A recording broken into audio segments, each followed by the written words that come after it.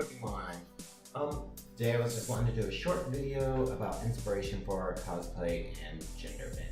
Inspiration, I think, can be like one of both the easiest and hardest parts of doing any kind of a cosplay or gender bend or really any crafting idea.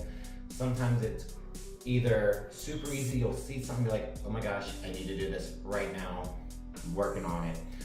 It's just more like, how do you go about doing it? So sometimes it's also really hard to find inspiration because you're like, maybe there's a con coming up that you want to make a new costume for or event or something like that, but you just don't know what to do. There's so many good ideas out there and you can't choose one.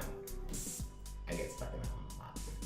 Main thing with cosplay, that's really easy. Just look at things that speak to you, whether it be an anime that you like, a character, or video game, comic book, anything like that, really you can draw from it. And you just really want to start breaking down the outfit and the costumes that they're wearing and looking for simple silhouettes, especially if it's a first time cosplay. You don't have to put in every single detail that might be in that character's costume. You can minimize it a little bit more, make it more doable, especially if you're dealing with any kind of a time restraint or anything along those lines. Now, going into gender bending a costume, what you really want to look at is, I'm going to stick with doing a female to male, things that I look for and I notice. I look at that character's standings and like, what are they, who are they, things like that. For instance, if I'm doing somebody who's maybe a queen or something like that, I still try to stick within that same genre. So if they were a queen, obviously now they're a king. So then you look at things, what would they wear in that element? Kings and knights and things like that, maybe they'll have like an epaulette with some shoulders, fringe and things like that, even though that's something that's not even with the original character as being a female, but that would easily be a male interpretation of the same ranking.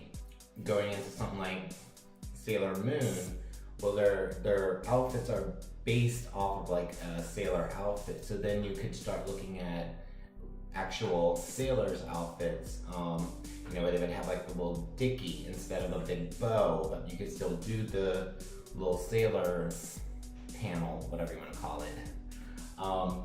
But even going into like how maybe it's a guy, maybe it is going to be a jacket instead of just like a spandex leotard style thing.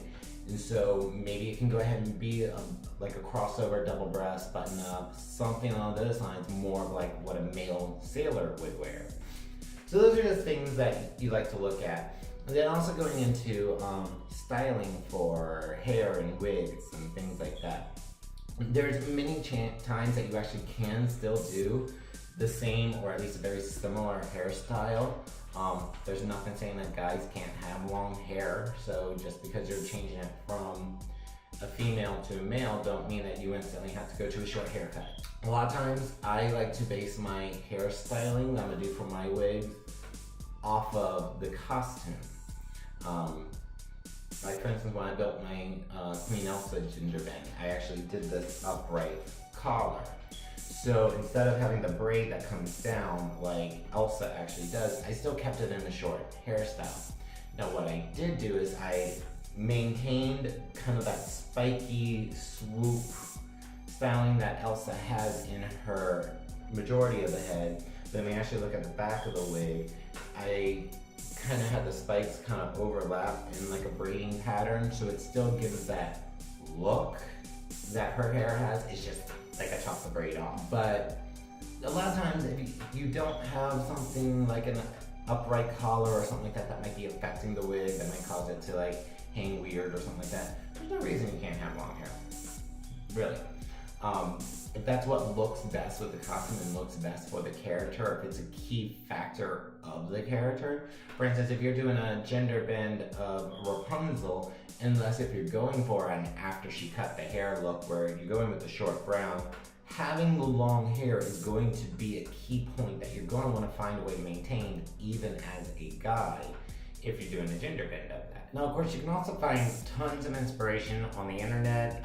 Like if there's a character you know you want to do, you can always just go to Google, type in that character's name or what they're from, genderbend, and it's probably going to give you tons of concept art from people who've already done a reimagination of this.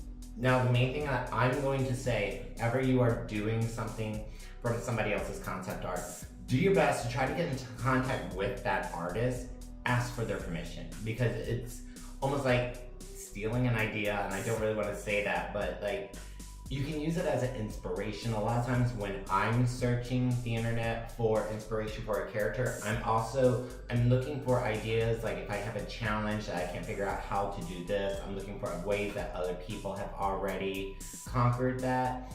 But I also specifically try to not do anything that I already see out there, because I like for my cosplays and my designs to be original. If I'm not doing a direct interpretation of that character, if I'm doing something that's original, I like for it to be fully original. I don't want it to look like anything else that's out there. I don't want it to look like something that somebody else has done.